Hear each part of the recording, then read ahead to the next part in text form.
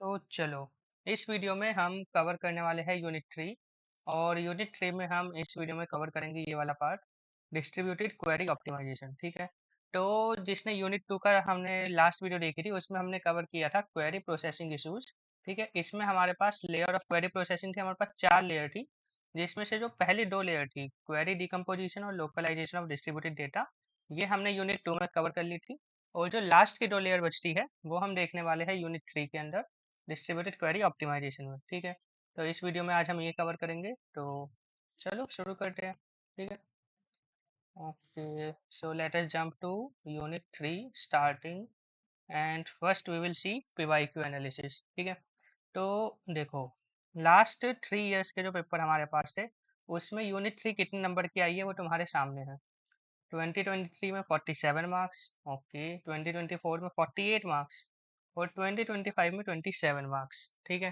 तो इसका एक सीधा सा मतलब है कि पूरे सिलेबस में अगर कोई ऐसी यूनिट है जो तुम छोड़ के नहीं जा सकते, तो वो है तुम्हारे पास unit 3, distributed query optimization, transaction management and concurrency control. क्योंकि ये जो तुम नंबर देख रहे हो ना, ये ऑन एवरेज 41 मार्क्स की आ रही है। मतलब कि 70 मार्क्स का पेपर होता है, नियरली 60%। तो बहुत हैवी यूनिट है और ज़्यादा मुश्किल भी नहीं है। ठीक है। ये ट्रांजैक्शन मैनेजमेंट एंड कॉन्करेंसी थोड़ा सा कंफ्यूजिंग हो सकता है, पर हम आराम से पढ़ेंगे तो हो जाएगा। ठीक है। तो इस वीडियो में हम कवर करने वाले हैं डिस्ट्रीब्यूटेड क्वेरी ऑप्टिमाइजेशन। ठीक है। और इस वीडियो में हम देखो मोस्ट रिपीटेड यूनिट 3 में हम क्या क्या कवर करेंगे। हम कवर करेंगे क्वेरी ऑप्टिमाइजेशन, ये पार्ट, एंड देन हम कवर करेंगे semi join optimization, then join altering, and then item potential simplification of SQL. ठीक है। तो चलो स्टार्ट करते हैं। तो सबसे पहला टॉपिक हमारे पास है, ये देख लो यहाँ पे क्या लिखा हुआ है कि हमने यूनिट 2 कहाँ पे ख़त्म करी थी। पहली दो उस पे, पहले 2 लेयर पे। क्या थी पहली 2 लेयर? सबसे पहले हमारे पास क्वेरी डिकम्पोजिशन, और सेकंड था हमारे पास लोकलाइजेशन। तो लोकलाइजेशन के बाद जो सेकंड लेयर का, अगर मैं थोड़ा सा चलो रिकैप दे देता हूँ पहले, ताकि तुम उसको अच्छे से कनेक्ट कर पाओ। ठीक है। तो ये डायग्राम तुमको याद रखना है। हमारे पास सबसे पहले इनपुट में आ रही थी calculus query on global relation. ठीक है। और हमको इस पूरे के बाद आउटपुट मिलेगा एक पूरा ऑप्टिमाइज डिस्ट्रीब्यूटेड एग्जीक्यूशन प्लान। ठीक है। तो ये 4 लेयर हमारे पास होती है, क्वेरी डिकम्पोजिशन और डेटा लोकलाइजेशन, ये दोनों हम पढ़ चुके हैं और इनका वर्कड एग्जाम्पल भी देख चुके हैं। और अब हम करने वाले हैं ये लेयर 3, ग्लोबल ऑप्टिमाइजेशन। तो अगर तुम ग्लोबल ऑप्टिमाइजेशन का इनपुट देखोगे तो इसके पास आ रहा है एक अलजेब्रा एक्सप्रेशन जो फ्रेगमेंट्स पे लिखा हुआ है। ठीक है।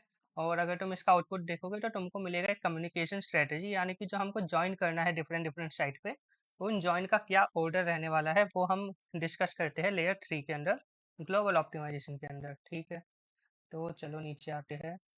हम्म तो सबसे पहला टॉपिक इसमें तुमको दिख जाएगा, what are the factors that govern query optimization. और यहाँ पे तुमको दिखेंगे ये 8 फैक्टर। और अगर तुम लोगों को याद आ रहा होगा तो ऐसे ही 8 फैक्टर हमने एक और जगह करे थे। कहाँ पे? यूनिट 2 के पार्ट 1 में, विच इज डेटा एलोकेशन। तो वहाँ पर भी सरप्राइजिंगली 8 ही फैक्टर थे, 8 factors which affect data allocation, तो उनको भी याद रखना। ये अलग है, ठीक है, वो मैं रिवीजन के लिए बता रहा हूँ। तो हम स्टार्ट करते हैं फैक्टर्स गवर्निंग क्वेरी ऑप्टिमाइजेशन। ठीक है। 2025 में वैसे तो ये 1 नंबर का पूछा था, पर ये 5 नंबर में भी आ सकता है, तो 5 या 6 याद रखना। तो सबसे पहला फैक्टर है हमारे पास कॉस्ट मॉडल। कॉस्ट मॉडल का मतलब है कि जो तुम क्वेरी तुम्हारे पास आ रही है, जो क्वेरी तुमको ऑप्टिमाइज करनी है, वो सेंट्रलाइज डेटाबेस की है या डिस्ट्रीब्यूटेड डेटाबेस की है। ठीक है। और हमें लास्ट यूनिट में ऑलरेडी देख चुके हैं कि अगर सेंट्रलाइज डेटाबेस है तो उसका जो हमारे पास कॉस्ट फंक्शन होता है उसमें 2 पैरामीटर होते हैं, एक सीपीयू कॉस्ट और एक इनपुट आउटपुट कॉस्ट। वही अगर तुम डिस्ट्रीब्यूटेड की बात करोगे तो इसमें एक थर्ड पैरामीटर ऐड हो जाता है जिसको हम बोलते हैं कम्युनिकेशन कॉस्ट। और अगर तुम लोगों ने लास्ट वीडियो देखी है तो तुमको पता होगा कि कम्युनिकेशन कॉस्ट को हम फर्दर 2 कॉस्ट में डिवाइड कर देते हैं, जिसको हम डिनोट करते हैं सी नॉट से और सी वन से। ठीक है। अगर तुमको ये नहीं पता है तो मैं रिकमेंड करूंगा कि एक बार लास्ट वीडियो देख के आओ, तो ये तुमको समझ जाएगा, क्योंकि ये इफेक्टिवली उसी वीडियो का कंटिन्यूएशन है। ठीक है। और सेकंड है डिसीजन साइट। ये भी हमने लास्ट वीडियो में बात करी थी, ये सेंट्रलाइज्ड हो सकता है, डिस्ट्रीब्यूटेड हो सकता है और हाइब्रिड हो सकता है। ठीक है। फिर है यूज ऑफ स्टेटिस्टिक। ये भी मैंने लास्ट वीडियो में बताया था कि जो हमारा ऑप्टिमाइजर है उसके पास इनपुट आता है हमारा स्टैटिस्टिक या एक ह्यूरिस्टिक या फिर एक एस्टिमेट। और मैंने ये भी बताया था कि एक ऑप्टिमाइजर उतना ही अच्छा काम कर सकता है जितना अच्छा तुम उसको इनपुट स्टैटिस्टिक दोगे, और वो सेम लाइन यहाँ पे भी लिखी हुई है कि the better the states the more accurate the cost estimate. ठीक है। फिर फोर्थ हमारे पास आता है सर्च स्पेस। अब ए आई एम एल के जो लोग हैं जिन्होंने ए आई पढ़ा हुआ है उनको पता होगा कि सर्च स्पेस क्या होता है और सर्च स्ट्रेटेजी क्या होती है, ये दोनों चीज़ें उन्होंने पढ़ी हुई है।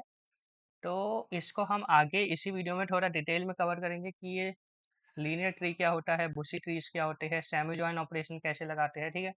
तो सर्च स्पेस में आपको आगे एक लैब में ले जाके अच्छे से विजुअली एक्सप्लेन करूंगा। ठीक है। तो अभी के लिए याद रखो कि सर्च स्पेस और सर्च स्ट्रेटेजी की एग्जॉस्टिव, डायनामिक प्रोग्रामिंग, रैंडमाइज्ड और जेनेटिक, ये भी फैक्टर्स में आते हैं। ठीक है। फिर छठा है हमारे पास नेटवर्क टोपोलॉजी और बैंडविड्थ, ये भी हम कवर कर चुके हैं पिछले वीडियो में कि दो तरीके की हमारे पास टोपोलॉजी है, लैन और वैन। ठीक है। लैन में क्या होता है कि जो कम्युनिकेशन कॉस्ट है वो नेग्लिजिबल हो जाती है। तो लैन में हम ऑप्टिमाइज करते हैं पैरेललिज्म के लिए और वैन में हम ऑप्टिमाइज करते हैं मैसेज काउंट के लिए। ये भी लास्ट वीडियो में डिस्कस हो चुका है, तो अभी तक हमें कोई नई बात तो पता चली नहीं है। ठीक है। सारी हम एक तरीके से रिवीजन ही चल रही है। फिर है फ्रेगमेंटेशन और रेप्लिकेशन। तो देखो, इसकी बहुत सिंपल सा आइडिया कि अगर तुमने रेप्लिकेशन करा ही नहीं है, ये भी हम ऑलरेडी बात कर चुके हैं। ठीक है। अगर तुमने रेप्लिकेशन करा है या नहीं करा है, ये भी अफेक्ट करता है कि तुम उसका ऑप्टिमाइजेशन में कैसे यूज करोगे। मान लो तुमको ज्वाइन करना है। ठीक है। तुमको एक ज्वाइन ऑपरेशन परफॉर्म करना है किसके बीच में, ए और बी के बीच में। अब अगर तुमने कोई डेटा को रेप्लिकेट नहीं करा हुआ है, मान लो ए को तुमने रेप्लिकेट नहीं किया हुआ और वो एक ही लोकेशन पे, तो यहाँ पे तो तुम कुछ ऑप्टिमाइज कर ही नहीं सकते। तुमको अगर ए को फेच करना है तो तुमको उसी साइट पे जाके करना पड़ेगा। पर अगर तुमने ए को रेप्लिकेट करा हुआ है मल्टीपल साइट पे, तो यहाँ पे तुम्हारे पास एक ऑप्टिमाइजेशन अपॉर्चुनिटी आती है कि तुम्हें अगर ए को फेच करना है तो तुम कौन सी साइट से करोगे जहाँ पे तुम्हारी कॉस्ट कम लगेगी। तो ये भी हमारे पास एक फैक्टर है कि रेप्लिकेशन और फ्रेगमेंटेशन कैसे हो रखा है, ये भी हमारे अफेक्ट करते हैं क्वेरी ऑप्टिमाइजेशन को। ठीक है। Okay, let me raise that. और सबसे लास्ट फैक्टर हमारे पास है टाइप ऑफ ऑप्टिमाइजेशन। ये भी हम लास्ट वीडियो में डिस्कस कर चुके हैं, स्टैटिक, डायनामिक और हाइब्रिड। ठीक है। इसमें हमको ये थोड़ा सा और देखना है, स्टैटिक और डायनामिक। पर लास्ट वीडियो में मैंने इनको एक्सप्लेन किया था एक एग्जांपल देकर, कौन सा, ट्रिप वाला। कि मान लो तुम दोस्तों को ट्रिप पर जाना है। स्टैटिक मतलब क्या है कि तुम पूरा प्लान, हाँ, पूरा प्लान बनाने के बाद रूम से निकल रहे हो कि 500 की हम ट्रेन टिकट खरीदेंगे, 500 का खाएंगे, 500 का होटल लेंगे, 500 का ट्रैवल करेंगे। ठीक है। ये हो गया स्टैटिक। डायनामिक क्या है कि तुम रूम से निकल गए और तुमने जाके ट्रेन टिकट ली, तो ट्रेन टिकट तुमको मिली 400 रुपये की। अब 400 रुपये को तुम बजट में से माइनस कर दोगे और फिर जितने पैसे बचेंगे उसके हिसाब से तुम आगे की प्लानिंग करोगे। इसको हम बोलते हैं डायनामिक। और हाइब्रिड क्या है कि तुमने पहले प्लान बनाया। ठीक है। तुमने प्लान बनाया था कि ट्रेन टिकट आएगी 500 रुपये की, पर तुम बाहर गए और वो आई 400 रुपये की, तो इसके हिसाब से तुम अपने प्लान को मॉडिफाई करोगे। यही होता है हाइब्रिड। ठीक है। तो ये 8 फैक्टर तुमको स्क्रीन पे दिख रहे होंगे, फैक्टर्स अफेक्टिंग क्वेरी ऑप्टिमाइजेशन, और ये मैंने तुमको अच्छे से समझा दिए। ठीक है। अगर हम आगे जाए तो हमारे पास है the cost model in detail. ये भी हम लास्ट वीडियो में कर चुके हैं कि अगर डिस्ट्रीब्यूटेड है तो हमारे पास 3 पैरामीटर होते हैं, सीपीयू, इनपुट आउटपुट कम्युनिकेशन। और कम्युनिकेशन को हम फर्दर डिवाइड कर सकते हैं 2 कॉस्ट में। ठीक है। लैन और वैन भी मैं ऊपर वापस से बता चुका हूँ कि अगर लैन है तो हम किसके लिए ऑप्टिमाइज करते हैं, पैरेललिज्म के लिए। और वैन में हम ऑप्टिमाइज करते हैं पर मैसेज लेटेंसी के लिए। ठीक है। और ये वही वर्क एग्जाम्पल है जो हमने लास्ट वीडियो में किया था, इससे पार्ट 2S या फिर सिप S2R। ठीक है। सेम वर्क एग्जाम्पल है, ये हम कर चुके हैं। सेप्ट अ स्मॉलर साइड, ये भी हमने लास्ट वीडियो में देख लिया था। ओके, तो अब नेक्स्ट हमारे पास आता है सेंट्रलाइज्ड क्वेरी ऑप्टिमाइजेशन। ये एक बैकग्राउंड है तुमको बैकग्राउंड देखने के लिए, देने के लिए कि जो सेंट्रलाइज्ड डेटाबेस हमारे पास होते हैं हम उसमें कैसे ऑप्टिमाइज करते हैं, उसके बाद हम मूव करते हैं डेटा डिस्ट्रीब्यूटेड पे। ठीक है। तो सबसे पहले तुमको दिख रहा होगा इनग्रेस डायनामिक स्ट्रेटजी। अब अगर तुमको लास्ट वीडियो याद है, अगेन उसी की कंटिन्यूएशन है। तो लास्ट वीडियो में तुमको एक टेबल दिखाया था और मैंने तुमको ये बोला था कि तुमको बस इतना याद रखना है कि जो सिस्टम आर स्टार है वो यूज करता है स्टैटिक ऑप्टिमाइजेशन, और जो इनग्रेस है वो यूज करता है डायनामिक ऑप्टिमाइजेशन। ठीक है। तो बस वही आइडिया, तुमको एग्जाम्पल याद रखना है कि ऑप्टिमाइजेशन हमारे पास ये देखो 3 तरीके की है। स्टैटिक का एग्जाम्पल तुमको याद रखना है सिस्टम आर स्टार। डायनामिक का तुमको एग्जाम्पल याद रखना है इनग्रेस। और हाइब्रिड का एक एग्जाम्पल होता है मैरीपोसा, जो हम आगे देखेंगे। ठीक है। तो ये इसमें बस वही लिखा हुआ है, और ये जो आइडिया तुमको देख रहा है कि पहले डिकम्पोज करो, मोनो रिलेशन में एग्जीक्यूट करो एंड यूज द रिजल्ट, ये पूरा एल्गोरिथम है हमको इस यूनिट में डायनामिक का पूरा एल्गोरिथम देखना है क्योंकि ये 5 नंबर में पूछा हुआ है। स्टैटिक का एल्गोरिथम देखना है क्योंकि ये भी 5 नंबर में पूछा हुआ है। इन दोनों का एल्गोरिथम पूछा हुआ है एक ही पेपर में, ग्रुप बी में दोनों क्वेश्चन थे, तो 10 नंबर का तो यही से पूछा हुआ था। और एक अलग पेपर में इन दोनों के बीच में डिफरेंस पूछा हुआ था, जो डिफरेंस तुमको यहाँ पर दिख जाएगा। कौन से पेपर में था? PYQ 2023 में थर्ड पार्ट था, dynamic query optimization with example. ठीक है। सेकंड पार्ट था static query optimization and algorithm.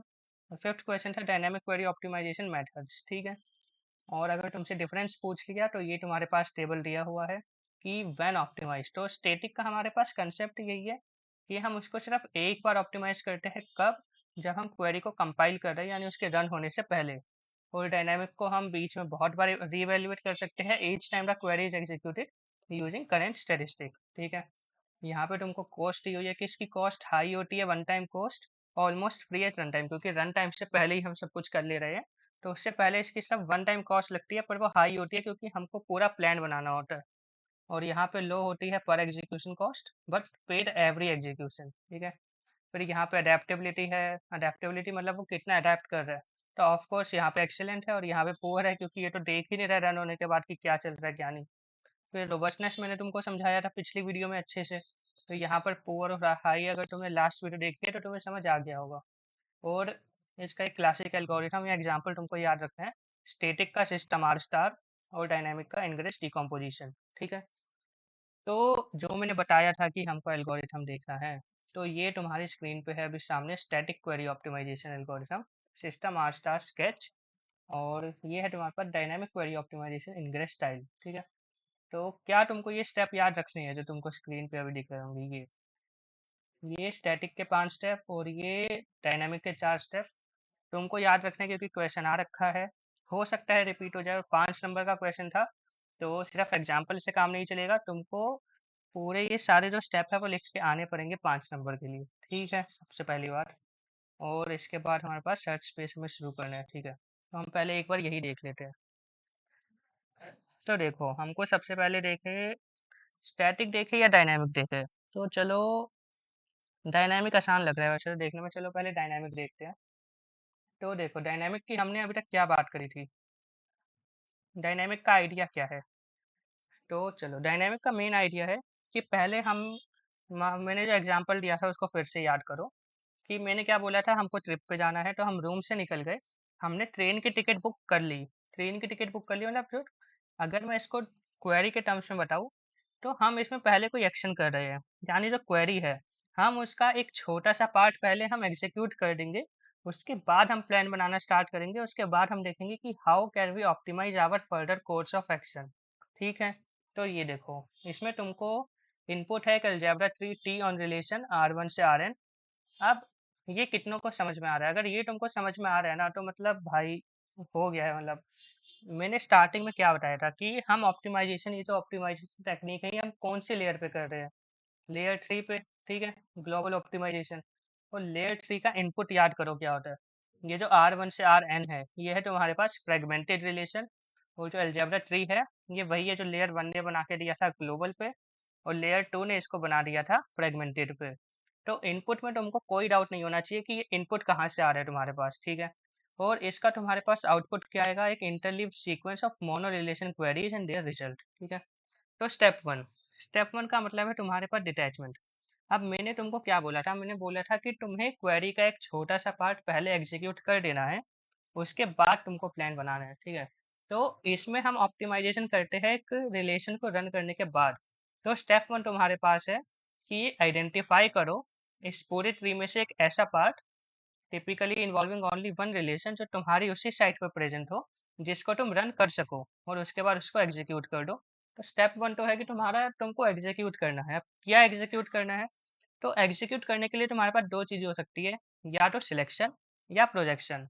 और अगर किसी ने लास्ट की चारों वीडियोस देखी है, तो उसको ये भी समझ में आ रहा होगा कि सिलेक्शन और प्रोजेक्शन हमको क्यों रन करना है। क्योंकि इससे हमारे पास डेटा है जिस पे हमें काम करना है वो छोटा हो जाएगा। अगर तुमने एक बार मान लो तुम्हारे पास इतना बड़ा टेबल है, उसके अंदर हजार मिलियन रोज है, ठीक है, तुमने जैसे ही इस पे सिलेक्ट ऑपरेशन लगाया, तो मतलब तुमने कुछ टपल सिलेक्ट करी जो तुम्हारी कंडीशन मैच कर रही है। अब मान लो कंडीशन मैच करने से ही तुम्हारा टेबल का साइज रिड्यूस ही होगा ना। पहले 100 मिलियन था तो मान लो 10 मिलियन हो गया, 10 टाइम्स का साइज तुम्हारा कम हो गया, ठीक है। तो सबसे पहले तुमको एक क्वेरी का पार्ट एग्जीक्यूट करना है, टिपिकली सिलेक्शन या फिर प्रोजेक्शन को फाइंड करके तुम एग्जीक्यूट कर दो। ये तुम्हारा ऑप्टिमाइजेशन, डायनामिक ऑप्टिमाइजेशन का फर्स्ट पार्ट है, ठीक है। सेकंड तुम्हारे पास है सब्सटीट्यूशन, ठीक है। अब देखो सब्सटीट्यूशन से इसका क्या मतलब है, replace each occurrence of R I, R I मतलब है ये, in T by the much smaller result from step one, ठीक है। इसका क्या मतलब है, मैंने तुमको बोला टी क्या है, यहाँ पे ट्री है ये, तुमने क्या क्या पहले पार्ट को एग्जीक्यूट कर दिया, एग्जीक्यूट करने के बाद जो तुमको ये छोटा सा टेबल मिला, पहले तुमको काम किस पे करना था, इस टेबल पे। अब तुमको काम किस पे करना है, इस टेबल पे। तो सेकंड स्टेप पे सब्स्टिट्यूशन का मतलब ये है कि इस टेबल की जगह तुम सब्स्टिट्यूट कर दो इस वाले टेबल को। देखो result from step one, step one से हमारे पास क्या रिजल्ट आया है, ये छोटे वाला टेबल, तो इसको हम सब्स्टिट्यूट कर देंगे हमारे ओरिजिनल टास्क में। इसी को हम बोलते हैं सब्स्टिट्यूशन, ठीक है। स्टेप थ्री का मतलब है recurs on the reduce tree, कि जो रिड्यूस ट्री हमारे पास आएगा, इसको सब्स्टिट्यूट करके उस पर फिर हमको सेम काम वापस से करना है। और स्टेप फोर का मतलब है टर्मिनेट, हम इसको टर्मिनेट कर देंगे तब जब हमारे पास सिर्फ एक रिलेशन बचेगा। तो ये तुम्हारे पास पूरा फ्लो था किसका, डायनामिक क्वेरी ऑप्टिमाइजेशन का। इनपुट तुम्हें अच्छे से क्लियर होना चाहिए क्योंकि लेयर थ्री का इनपुट हमारे पास यही होता है, ठीक है। स्टेप वन है डिटैचमेंट, कि रिलेशन में से हमको तुम्हें, डायनामिक का मतलब यही है कि पहले एग्जीक्यूट करना है, ठीक है। इसमें तुम्हारे पास डाउट होना ही नहीं चाहिए कि डायनामिक का पहला स्टेप क्या होगा। अगर तुम ट्रिप वाला एग्जांपल समझे हो कि तुम घर से निकल गए, तुमने ट्रेन की टिकट ले ली, यानी तुमने क्वेरी एग्जीक्यूट कर दी, उसके बाद तुम आगे कुछ भी कर रहे हो, ठीक है। तो स्टेप वन है कि एग्जीक्यूट कर दो, किसको एग्जीक्यूट करेंगे, रिलेशन सिलेक्शन ऑपरेशन को किसी एक रिलेशन पे, ताकि तुमको ज्वाइन वगैरह कुछ भी परफॉर्म ना करना पड़े, ठीक है। इस स्टेप को हम बोल देते हैं डिटैचमेंट। सेकेंड स्टेप सब्सटीट्यूशन, की पहला स्टेप एग्जीक्यूट करके जो तुमको ये स्मॉल टेबल मिला है तुम इसको सब्सटीट्यूट कर दो हमारे ओरिजिनल एक्सप्रेशन में, ठीक है। स्टेप थ्री है रिकर्स, जो छोटा टेबल तुमको मिलेगा या जो छोटा ट्री मिलेगा उस पर ये सेम काम फिर से करो। कब तक करो, जब तक तुम टर्मिनेशन कंडीशन पे ना पहुंच जाओ। टर्मिनेशन कंडीशन क्या है कि सिर्फ एक रिलेशन वहां पे बचा हो, ताकि अगेन तुमको कोई जॉइन ऑपरेशन परफॉर्म ना करना पड़े, ठीक है। तो ये तुम्हारे पास था dynamic query optimization algorithm in grey style. 4 point तुमको याद रखने हैं क्योंकि 5 नंबर में पूछा हुआ है, और जब ये 5 नंबर में आएगा तो तुमको इसका पूरा डेफिनेशन लिखनी है कि डायनामिक ऑप्टिमाइजेशन क्या होती है, फिर तुमको इसका ये पूरा एल्गोरिथम लिखना है, ठीक है। हो गया। तो अब हम आते हैं स्टैटिक क्वेरी ऑप्टिमाइजेशन पे, सिस्टम आर स्टार स्केच, ठीक है। तो इनपुट देखो इसका भी सेम है, अलजेब्रा ट्री है तुम्हारे पास, सेट ऑफ रिलेशन है, यहाँ तक तो सेम है। ये हमारा लेयर थ्री का इनपुट होता है। आगे तुमको दिखेगा स्टेटिस्टिक हर एक साइट के लिए, ठीक है। अब अगर तुम्हारे मन में ये आ रहा होगा कि यहाँ पे हमको स्टेटिस्टिक की जरूरत है और यहाँ पर नहीं है, ऐसा क्यों। वैसे तो ये क्वेश्चन तुम्हारे दिमाग में नहीं आना चाहिए, पर अगर आ रहा है तो हमको स्टैटिक में, स्टैटिक ऑप्टिमाइजेशन में ये स्टैटिस्टिक की ज़रूरत इसलिए होती है क्योंकि हम कुछ भी क्वेरी को रन करने से पहले अपना पूरा प्लान फॉर्मुलेट कर रहे हैं, ठीक है। और जब हमको कुछ भी रन करने से पहले फॉर्मुलेट करना होता है ना, तो हमको कुछ एस्टिमेशन चाहिए होता है। मान लो तुम्हारे पास क्वेरी है, उसमें तुम्हारे पास दो जॉइन ऑपरेशन है, ठीक है। अब जब तक तुम इनको परफॉर्म ही नहीं करोगे तो तुमको नहीं पता है कि इनका रिजल्ट कितना आएगा। तो उसके लिए हम इनको एस्टिमेट करते हैं कि कितना रिजल्ट आ सकता है, और उसके बेस पे हम अपना प्लान बनाते हैं। हमको डायनामिक में इसकी नीड क्यों नहीं पड़ रही, क्योंकि डायनामिक में तो हम सीधा एग्जीक्यूट कर दे रहे हैं, तो हमको एस्टिमेट करने की जरूरत पड़ ही नहीं रही, हमको पता चल जा रहा है कि कितना आएगा, ठीक है। इसीलिए यहाँ पे हमको चाहिए होता है स्टेटिस्टिक। आई होप इतना पार्ट क्लियर है अभी तक। और इसका आउटपुट हमारे पास वही है, cheapest execution plan, join order plus में साइट असाइनमेंट, ठीक है। तो स्टैटिक का तुमको एग्जांपल याद होगा। स्टैटिक का मतलब यही है कि कुछ भी स्टार्ट करने से पहले तुमको कोई भी क्वेरी को एग्जीक्यूट नहीं करना है, कुछ सिलेक्शन कुछ प्रोजेक्शन कुछ नहीं, तुमको सीधा प्लान बनाना है, पूरा प्लान बनाना है, उसके बाद कुछ एग्जीक्यूट होगा। और एक बार एग्जीक्यूशन स्टार्ट हो गया तो फिर ये, इसको फर्क ही नहीं पड़ता, जो प्लान था वही चलेगा, ठीक है। तो सबसे पहला प्लान है enumerate single relation plan for each R I. R I क्या है, ये फ्रेगमेंटेड टेबल्स तुम्हारे पास, compute the cost of every access method. इसका मतलब क्या है, इसका मतलब है कि हर एक जो फ्रेगमेंटेड डेटा है तुम्हारे पास, उस टेबल को एक्सेस करने के लिए तुम्हारे पास जो कॉस्ट लग रही है उसको कंप्यूट कर लो। तो देखो जो तुम्हारे पास टेबल स्टोर होता है वो मेमोरी में होता है, मान लो हार्ड डिस्क है या कुछ भी है। तो हार्ड डिस्क में से उस टेबल को फेच करने के लिए तुम्हें कॉस्ट लगती है, ठीक है। और स्टेप वन में ही हमको वही बोल रहे हैं कि सिंगल रिलेशन वाले जो भी प्लान हैं, जितने भी प्लान हैं हर एक आरआई के लिए, पहले ये कंप्यूट कर लो कि उनको हमारे पास रीड करने की या फिर जो एक्सेस करने की कॉस्ट है वो कितनी आ रही है, ठीक है। ये हमारे पास स्टेप वन है। स्टेप टू हमारे पास है build all deep left deep join trees of k relation from the cheapest k minus one relation of the previous level, जिसको हम बोलते हैं डायनामिक प्रोग्रामिंग। अब देखो स्टैटिक मेथड है तो डायनामिक देख के कंफ्यूज मत होना। ये डायनामिक प्रोग्रामिंग है और ये डायनामिक ऑप्टिमाइजेशन था। डायनामिक प्रोग्रामिंग वही डीपी है जो तुमने एल्गोरिथम में पढ़ा होगा। तो अभी के लिए स्टेप टू में इतना याद रखो कि एक इंडक्टिव स्टेप है, नाम याद रखो। और ये याद रखो कि हम इसमें लेफ्ट डीप जॉइंट ट्रीज बना रहे हैं। ये लेफ्ट डीप भी हो सकता है, राइट डीप भी हो सकता है, जो हम आगे देखेंगे कि इन डीप जॉइंट ट्रीज का मतलब क्या है, ठीक है। फिर स्टेप थ्री हमारे पास होती है प्रूनिंग। प्रूनिंग मतलब क्या है, अगर तुमने एआई में पढ़ा है तो ट्री में से प्रूनिंग मतलब है कि उस जो ट्री तुम्हारे काम का नहीं आ रहा उसको नोट्स को कट कर दो, मतलब उस टेबल उस नोट्स को हमें देखना ही नहीं है। उस स्टेप को हम बोलते हैं pruning. For each subset of relation keep only the cheapest plan. समझे? यानी कि देखो स्टेप वन तो हमारे पास सिंपल था कि कॉस्ट कंप्यूट कर लो, हर एक रिलेशन के लिए उनको एक्सेस करने की कितनी कॉस्ट आ रही है। स्टेप टू में हमको क्या है, हमको बिल्ड करने हैं deep left deep join trees of k relation, ठीक है। और स्टेप थ्री हमारे पास क्या है कि तुमने जितने भी ये ट्रीज जो तुमने परफॉर्म किए थे, ट्री ट्री बनाने का मतलब ये है कि तुम हर एक पॉसिबल वो बना रहे हो, कॉम्बिनेशन कितने हो सकते हैं। तो प्रूनिंग का मतलब है कि उनमें से जो अभी चीपेस्ट आएगा तुम उसको रख लोगे और बाकियों को डिस्कार्ड कर दोगे, क्योंकि हायर कॉस्ट वाले प्लान का तुमको क्या करना है, तुमको तो चीपेस्ट प्लान चाहिए ना। तो स्टेप थ्री में हम प्रून कर देते हैं बाकी हर एक प्लान को और सिर्फ चीपेस्ट वाला हम रखते हैं, ठीक है। स्टेप फोर है site assignment for each candidate plan. उसको असाइन कर दो operator to a site and add communication cost, ठीक है। और पिक फाइव और स्टेप फाइव है pick the global minimum output the plan with the smallest total cost, ठीक है। तो देखो स्टैटिक ऑप्टिमाइजेशन एल्गोरिथम में ये 5 स्टेप तुम्हारे पास है। हाँ, इसमें तुमको याद क्या रखना है कि हम कुछ भी एग्जीक्यूट नहीं कर रहे, हम पहले पूरा प्लान बना रहे हैं। किसके बेसिस पे? एक एस्टिमेशन के बेसिस पे, और वो हम एस्टिमेट कैसे करते हैं, स्टेटिस्टिक्स से, ठीक है। स्टेप वन है तुम्हारे पास इनुमरेट, कि हर एक इसके लिए हर एक फ्रेगमेंटेड टेबल के लिए तुम कंप्यूट करो कि उसको एक्सेस करने की कॉस्ट कितनी है। स्टेप टू है तुमको ये जो all left deep joint trees है के रिलेशन के लिए ये बनाने हैं। स्टेप थ्री क्या है, जो तुमने ऊपर बनाया था उसमें तुमको चीपेस्ट प्लान लेना है। स्टेप फोर क्या है, फिर हर एक कैंडिडेट प्लान जो तुम्हारे पास है तुम्हें उसको हर एक साइड पे एक ऑपरेटर असाइन कर देना है, जिसको हम बोलते हैं साइट असाइनमेंट। और फिर स्टेप फाइव तुम्हारे पास है, फाइनली तुमको ग्लोबल मिनिमम जो तुम्हारे पास मिल रहा है उसको पिक कर लेना है, ठीक है।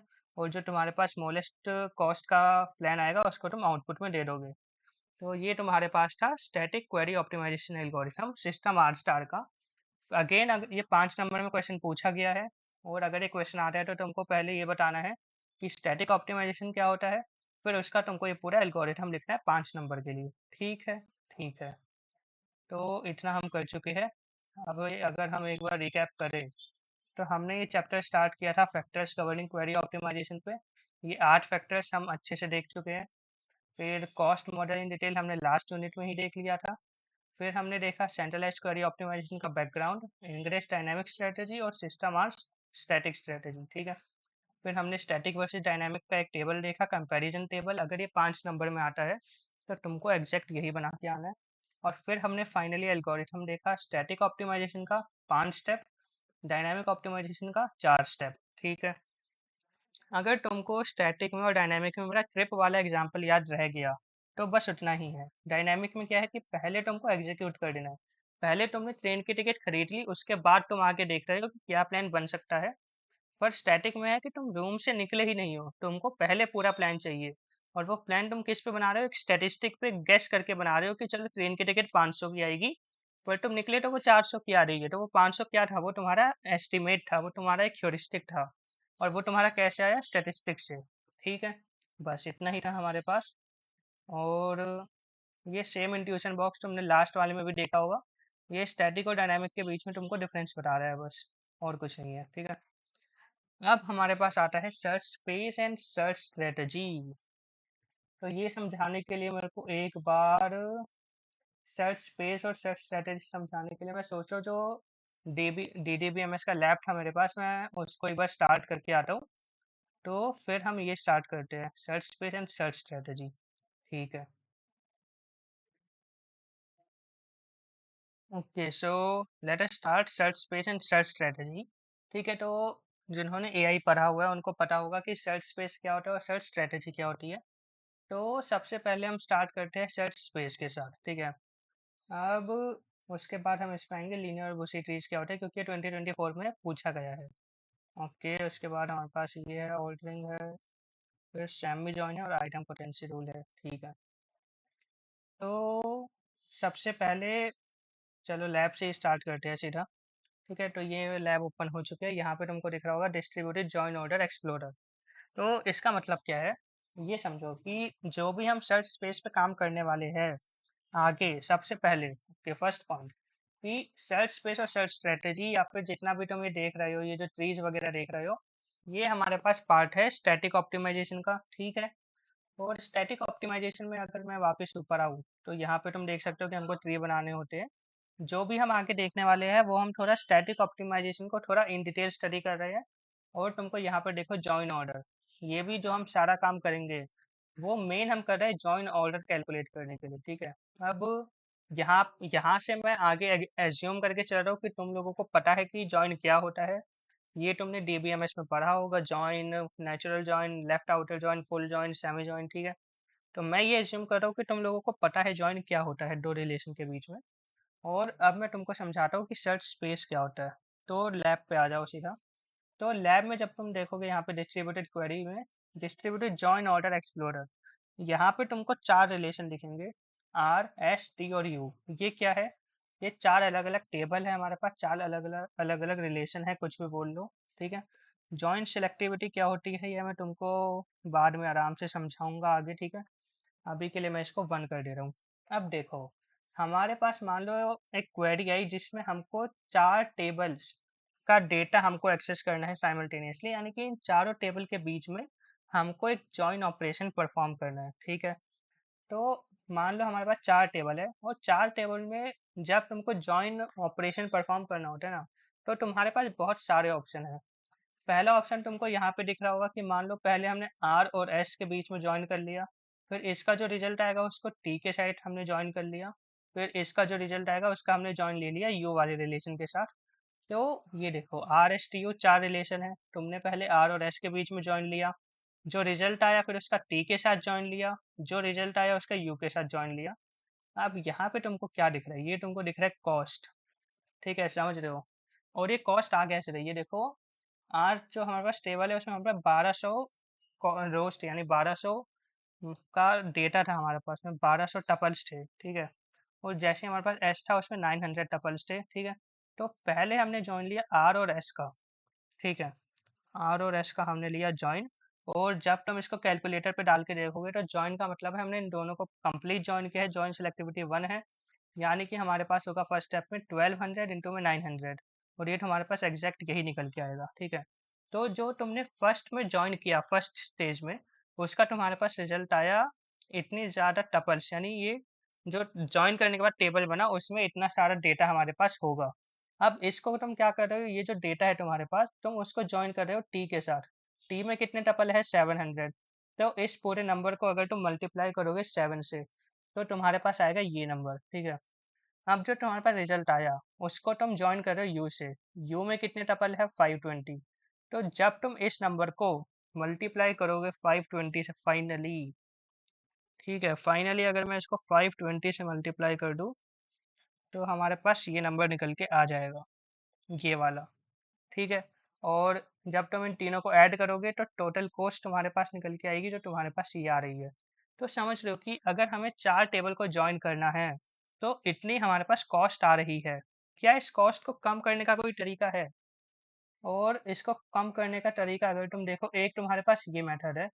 अगर मैं तुमको बोलूँ, लेट्स सपोज अगर मैं तुम लोगों को बोलूँ कि हमने पहले ये ऑर्डर किया है। ठीक है, अगर मैं इसकी जगह एस की जगह पहले टी को रख दूँ, यानी मैं पहले आर और टी का ज्वाइन करूँ, उसका जो रिजल्ट आएगा उसको एस के साथ ज्वाइन करूँ, उसका जो रिजल्ट आएगा उसको यू के साथ ज्वाइन करूँ, तो यहाँ पे तुमको दिख नहीं रहा होगा, पर ऐसा हो सकता है। मतलब अगर हमको इन चारों को ज्वाइन करना है और ऐसे सक्सेसिव ज्वाइन करना है, तो उसके हमारे पास बहुत सारे कॉम्बिनेशन है। ये मैंने तुमको एक कॉम्बिनेशन समझाया, इसकी कॉस्ट हमारे पास इतनी आ रही है, ठीक है।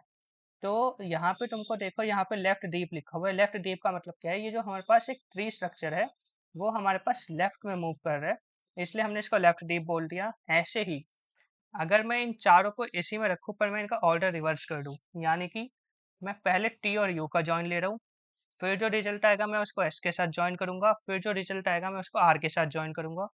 तो ये देखो, पहले मैंने टी और यू को जॉइन करा, हमारे पास कॉस्ट आई कितनी? इतनी।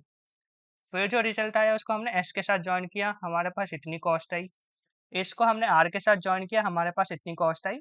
और फाइनली हमने इन तीनों को ऐड कर दिया, तो हमारे पास एक टोटल कॉस्ट आ गई। अब तुम देखो यहाँ पर, तुम जब इन दोनों नंबर को कंपेयर करोगे, 393 सेम है, 447 और 877, तो हमारे पास ये दो ऑप्शन थे इनको ज्वाइन कर, मतलब ऑप्शन तो बहुत ज़्यादा है।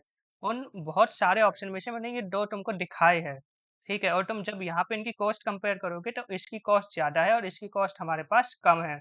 तो अगर तुमको सिलेक्ट करना है, तो तुम किसको सिलेक्ट करोगे? इस वाले को, क्योंकि इसकी कॉस्ट कम है। तो ऐसे ही हमारे पास क्या है कि अगर हमको टेबल्स को ज्वाइन करना है, तो अगर तुम्हारे पास चार रिलेशन है, तो यहाँ पे तुमको लिखा हुआ है कि चार रिलेशन को अगर तुम्हें ऐसे बनाना है, तो उसके सर्च स्पेस में already 15 distinct joint trees exist करते हैं, ठीक है। 15 एग्जिस्ट, ये ऐसे या तो लेफ्ट डीप या राइट डीप वाले। तो उन 15 में से तुमको देखना है कि सबसे कम कॉस्ट तुम्हारे पास क्या लग रही है, क्योंकि 15 तुम्हारे पास ऑप्शन है। तो ये जो 15 ऑप्शन है, इसको हम बोलते हैं सर्च स्पेस, ठीक है। समझ गए? मेरी समझाने की कोशिश थी कि सर्च स्पेस क्या होता है। तो सर्च स्पेस हमारे पास प्रोड्यूस कैसे हो रहा है? डिफरेंट जॉइन ऑप्शन या different orders to join the relations. अगर हमारे पास चार टेबल्स है, तो इन चार टेबल को हमारे पास ज्वाइन करने के बहुत सारे मेथड आएंगे। पहले ये मेथड, दूसरा, दो तो मैंने तुमको यहाँ दिखा दिए, पर इसके और भी बहुत सारे मेथड होंगे, और उनकी कॉस्ट भी हमने तुमको कैलकुलेट करके यहाँ दिखा दी। तो हमारा काम क्या है कि ये जो सर्च स्पेस हमारे पास बनेगा इन सारे कॉम्बिनेशन का, क्योंकि ये तो मैंने चार के लिए दिखाया है, तो 15 है, तुम सोच रहे होगे कि 15 बना के देख लेते हैं। पर जब तुम चार को पाँच करोगे, पाँच को छः करोगे, तो ये जो कॉम्बिनेशन है ये एक्सपोनेंशियली राइज होता है। अगर तुम्हारे पास कोई भी रियल वर्ल्ड एप्लीकेशन है, तो उसमें ये नंबर जा सकता है 100 रिलेशन, 200 रिलेशन तक। और फिर यहाँ पे तुम्हारे पास करोड़ों, करोड़ में, समझ रहे हो, करोड़ कॉम्बिनेशन बनना तैयार हो जाएंगे। तो इसीलिए ये काम जो है वो मैनुअली करना पॉसिबल नहीं है। जब जब तुम्हारे पास रिलेशन का नंबर बढ़ेगा, तो तुम्हारा सर्च स्पेस एक्सपेंड होगा, यानी कि सर्च स्पेस भी इंक्रीज होगा, ठीक है।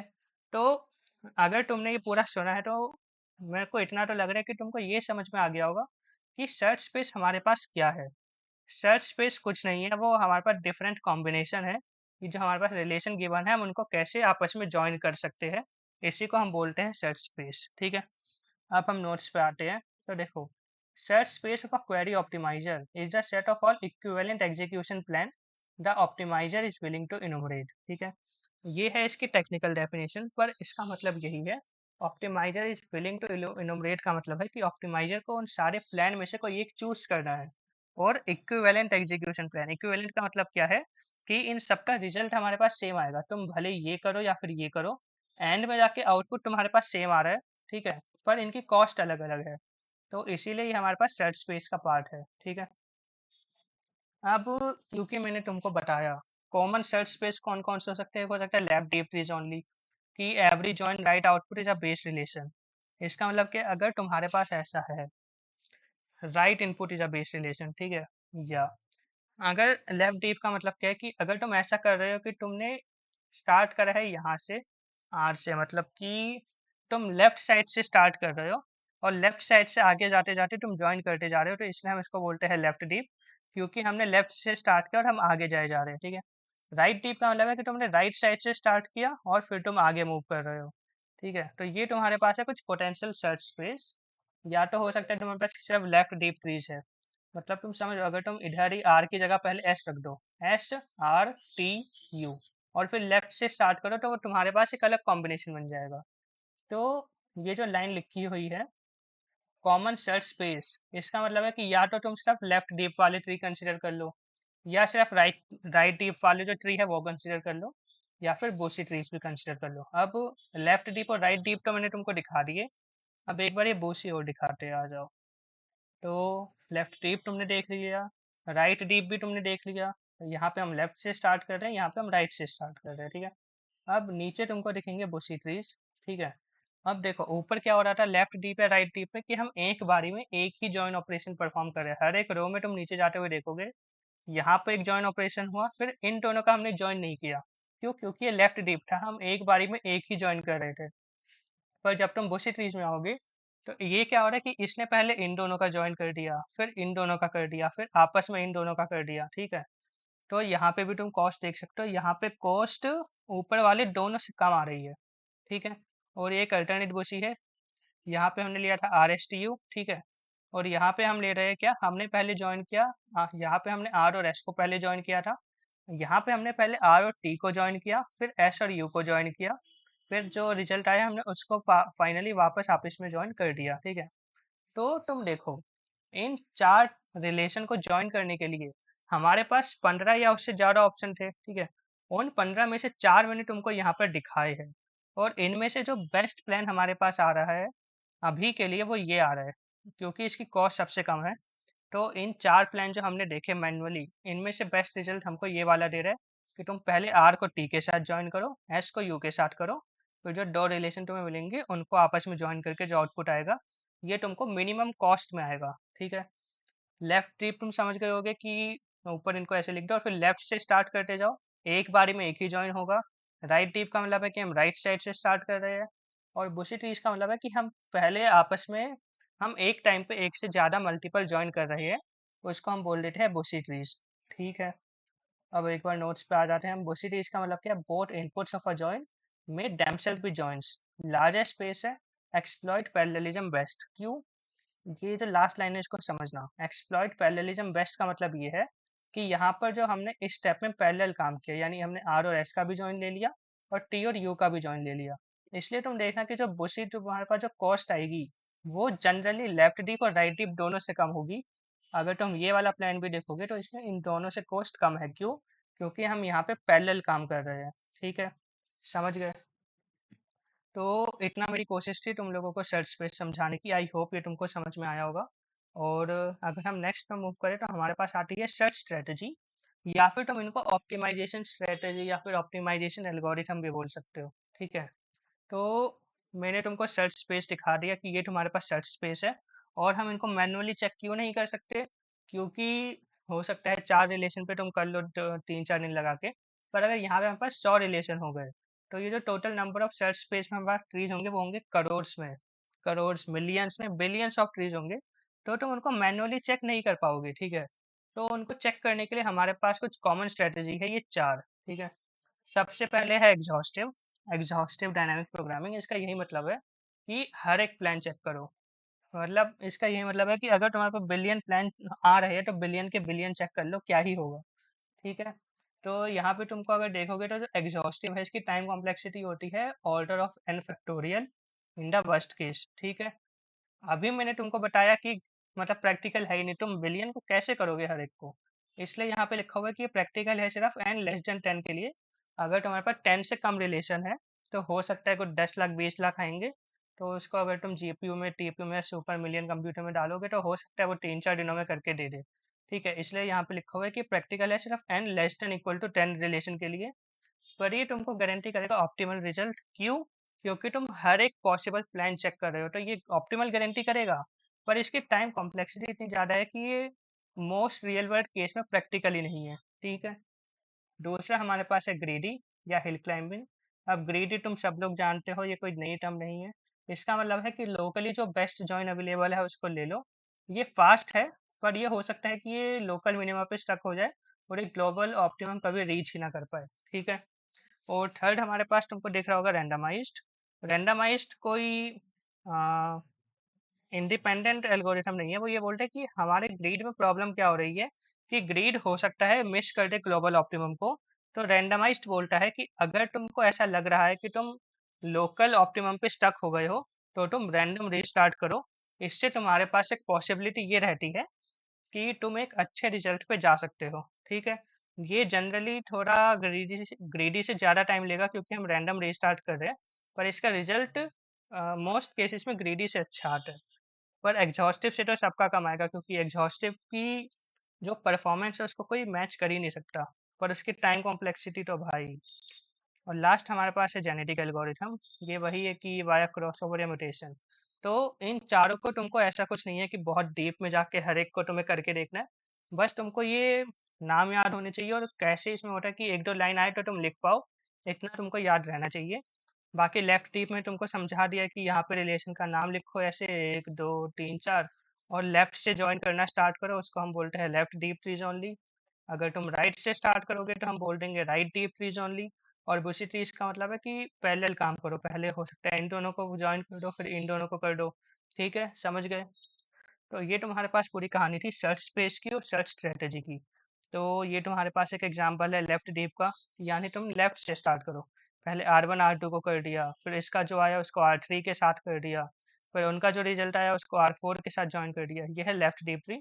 और ये है बुशी ट्री, यानी यहाँ पे पैरेलल में काम हो रहा है, पहले इन दोनों को ज्वाइन कर दिया, फिर इन दोनों को, फिर उनका जो रिजल्ट आया उनको आपस में ज्वाइन कर दिया। ठीक है, ये एग्जाम्पल है तुम्हारे पास। और 2024 में पूछा गया था इनको कंपेयर करने के लिए। तो कंपेयर आई थिंक अब तुम कर लोगे। यहाँ पे पैरेललिज्म है तो यहाँ पे परफॉर्मेंस अच्छी होगी, इसकी जो कॉस्ट है वो इससे तो कम आएगी, इससे जल्दी हो जाएगा। इतना सब तो तुम आराम से लिख सकते हो। ठीक है, अब अगर हम आगे जाए, लेट अस गो अहेड। यहाँ पे तुमको एक टेबल भी मिल जाएगा। ठीक है, इसकी यहाँ पे तुम शेप में कंपेयर कर सकते हो। सर्च स्पेस साइज तुमको याद रखना कि बुशी में हमेशा ज़्यादा होगा। ठीक है, क्योंकि अगर तुम इसमें देखो, तुमने यहाँ पे साथ में ऐसे लिख लिए एक लाइन में, तो यहाँ पे तुम कितने कॉम्बिनेशन बना सकते हो? यहाँ पे तुम बना सकते हो n फैक्टोरियल। ठीक है, अगर जिनको पीएनसी पता है वो ये समझ गए होंगे कि n फैक्टोरियल कैसे आ रहा है, क्योंकि तुम इधर ही आगे पीछे कर रहे हो। ठीक है, पर जब तुम बुशी ट्रीज पे आते हो तो वो बात एप्लीकेबल नहीं है, क्योंकि यहाँ पे तुम आगे पीछे तो कर ही सकते हो, पर यहाँ पे तुम जो यहाँ पे ये जो होता है कि पहले किसको कर रहे हो, वो एक एक्स्ट्रा लेयर ऐड कर देता है। इसलिए बुशी ट्रीज में हमारे पास ज़्यादा नंबर ऑफ कॉम्बिनेशन निकलते हैं, जिसका फॉर्मूला तुमको इधर गिवन है। ठीक है, अब देखो क्या फॉर्मूला याद रखने की जरूरत है। देखो मकआउट है तो थोड़ा सा मतलब तुम समझ रहे हो सकता है वो एक नंबर में पूछ ले कि अगर हमारे पास 5 रिलेशन है और बुशी ट्रीज का हम यूज करें तो कितने कॉम्बिनेशन बनेंगे। तो ये फॉर्मूला वो कैलकुलेट करने के लिए है। अगर तुम याद रख पा रहे हो तो याद रख लो, पर ऐसा कोई हार्ड एंड फास्ट रूल नहीं है कि याद रखना ही पड़ेगा। ठीक है, और अगर याद रख पा रहे हो तो वेल एंड गुड, नहीं तो स्किप कर दो, ऐसा कोई मेजर इम्पैक्ट नहीं आना चाहिए। ठीक है, पैरेललिज्म भी मैंने तुमको समझा दिया कि लीनियर में तुम एक टाइम पे एक ही बार करते हो, सीक्वेंस में काम होता है, पर बुशी में तुम पैरेलल में काम कर सकते हो। ठीक है, memory usage open a single pipe, यहाँ पे है multiple intermediate result help simultaneously, तो ये मेमोरी ज़्यादा यूज़ करेगा। और ये प्रेफर्ड कब है? जब हमारे पास मेमोरी कम हो या फिर हमारे पास सिक्वेंशियल ट्रांजैक्शन क्वेरीज हो। और बुशी कब हम यूज़ करते हैं? जब पैरेलल डेटाबेस हो या फिर ओलैप वगैरह। ओलैप एक डेटा उसकी वेयर हाउसिंग की टर्म है, तो ये भी तुमको डिटेल में जाने की ज़रूरत नहीं है। ठीक है, फिर हमारे पास आया ऑर्डरिंग ऑफ फ्रेगमेंट क्वेरीज। ठीक है, a query of n fragment yield n subqueries and their order of execution determines the data shift between site। तो ऑर्डर ऑफ एग्जीक्यूशन मैटर करता है, ये तो तुम ज्वाइन का देख के ही समझ गए।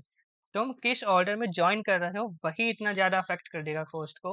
तो ये तो यहाँ पे क्वेरीज की बात कर रहे हैं। ठीक है, तो देखो अगर तुम्हारे पास एक क्वेरी गिवन है तो तुम उसको किस ऑर्डर में एग्जीक्यूट करोगे वो भी मायने रखता है, उससे भी तुम्हारी कॉस्ट कम होगी।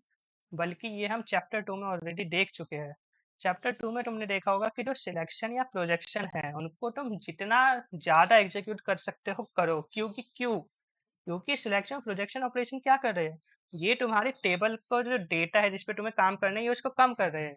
ये हमने जो स्टैटिक का एल्गोरिथम देखा उसमें भी देखा था, नहीं स्टैटिक का नहीं, ये हमने देखा था डायनामिक ऑप्टिमाइजेशन का जो एल्गोरिथम था उसमें भी देखा था कि पहले सिलेक्शन या प्रोजेक्शन जो ऑपरेशन तुमको मिल रहा है उसको एग्जीक्यूट कर दो, बाद में जब हमारा टेबल छोटा हो जाएगा तब हम उसको ऑप्टिमाइज कर लेंगे इजीली। ठीक है, फिर है ये फिर वही बात है, execute most selective predicate first. ठीक है, फोर्थ हमारे पास है choose the join order that minimize the largest intermediate result. अब जॉइन ऑर्डर में तुमको ऑलरेडी बता चुका हूँ, ये जो पूरी कहानी हमने करी है सर्च स्पेस की या सर्च स्ट्रेटेजी की, पूरी जॉइन ऑर्डर को डिटरमाइन करने के लिए ही करी है। और फिफ्थ है हमारे पास use semi join on wide area links to reduce transmitted data. अब जो सेमी जॉइन ऑपरेशन है ये हमारे पास एक मेजर टॉपिक अभी बचा हुआ है इस वीडियो में, तो ये हम आगे कवर करने वाले हैं। ठीक है, अब नेक्स्ट तुमको दिख रहा होगा ये डिस्ट्रीब्यूटेड क्वेरी ऑप्टिमाइजेशन एल्गोरिथम्स। ठीक है, तो ये कुछ नहीं है, ये एग्जांपल है। ठीक है, जैसे सिस्टम आर स्टार, अब तो मैं बहुत बार बता चुका हूँ कि ये स्टैटिक यूज़ करता है, जो इनग्रेस है तुम्हारे पास वो डायनामिक यूज़ करता है। और मैंने ऊपर इसी वीडियो में कहीं पे एक लाइन बोली थी कि हाइब्रिड का एग्जाम्पल है मैरीपोसा, तो वो तुमको यहाँ पर दिख रहा होगा। ठीक है, बस तुमको यहाँ पे इनके एक एग्जांपल याद रख लो कि ये कौन सी है, मतलब स्टैटिक का एक एग्जांपल, डायनामिक का एक एग्जांपल और हाइब्रिड का एक एग्जांपल। ठीक है, इतना याद रख लो, तुम्हारा काम हो जाएगा। अब हमारे पास बचा हुआ है सेमी जॉइन ऑपरेशन और आइडम पोटेंशियल रूल। तो ये दो चीज़ें हमारे पास बची हुई है, तो हम इन दोनों चीज़ों को और जल्दी से कवर करते हैं, फिर यूनिट 3 का पार्ट 1 हमारा फिनिश हो जाएगा। ठीक है, ठीक है। तो चलो अब हम स्टार्ट करते हैं सेमी जॉइन ऑपरेशन। ठीक है, और ये क्वेश्चन तुमको 2024 के पीवाईक्यू में दिख जाएगा, क्वेश्चन 8, जिन्होंने एक पूरा फुल फ्लेज्ड क्वेश्चन पूछा था कि जो सेमी जॉइन ऑप्टिमाइजेशन है उसकी सिग्निफिकेंस क्या है। ठीक है, तो यहाँ पे मैं तुमको ये पूरा एक्सप्लेन करूंगा। सबसे पहले इसको स्टार्ट करने से पहले मैं दो पॉइंट बोलता हूँ, वो दो पॉइंट तुमको सेमी जॉइन जैसे ही सेमी जॉइन तुम वर्ड देखोगे या सुनोगे तो दो पॉइंट तुम्हारे दिमाग में होने चाहिए। ठीक है, तो देखो सबसे पहले यहाँ पे भी मैं एक तो रिज्यूम कर रहा हूँ कि सेमी जॉइन तुम्हें पता है क्या होता है। ठीक है, तो ठीक है, तो सबसे पहला पॉइंट ये है कि हम सेमी जॉइन ऑप्टिमाइजेशन को यूज कब करते हैं। तो तुम याद करो, मैंने तुमको एक पॉइंट बताया था कि शिफ्ट द स्मॉलर रिलेशन।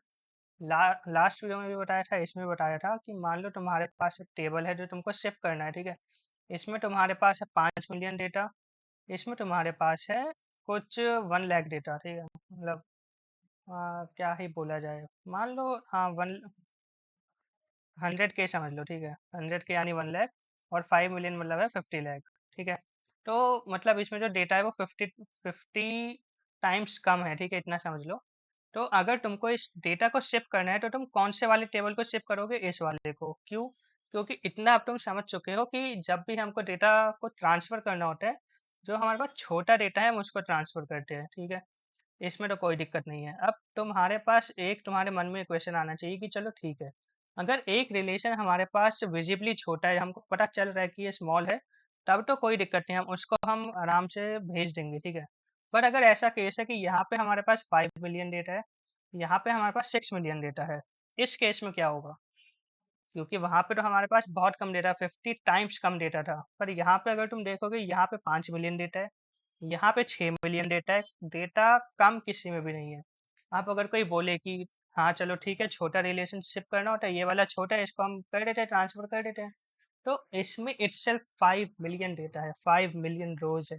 जब तुम इसको ट्रांसफर करने जाओगे तो पूरा नेटवर्क तुम हाईजैक मार जाओगे। ठीक है, इतना ज़्यादा डेटा है 5 मिलियन का, तो मतलब इतना ज़्यादा भी नहीं, बस पॉइंट ये है कि भले ही इन दोनों में से ये छोटा है, पर 5 मिलियन डेटा कोई छोटा अमाउंट नहीं है।